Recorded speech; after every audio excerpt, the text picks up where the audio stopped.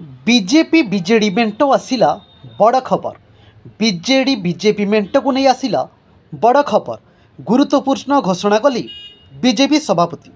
सबु कल्पना जल्पनार अंत। चर्चा पड़ा पूर्णछेद। जहाँ चर्चा होता सबकि गुजब मनगढ़ा कहानी। राज्य में बीजेडी और बीजेपी मेंट को नहीं बड़ बयान देइछंती राज्य बीजेपी सभापति मनमोहन सामल। दिल्ली दलीय बैठक सरिया परी भुवनेश्वर में पहुंची बड़ बयान देइछंती मनमोहन। राज्य बीजेपी सभापति मनमोहन सामल कहते ओडिशा रे मेंट हेबो नाही, कौनसी दल सहित मेंट करिबो नाही भारतीय जनता पार्टी।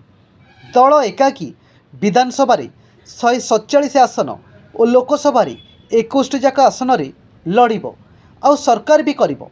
मेंट कथा पूरापूरी भाव गुजब और मनगढ़ा।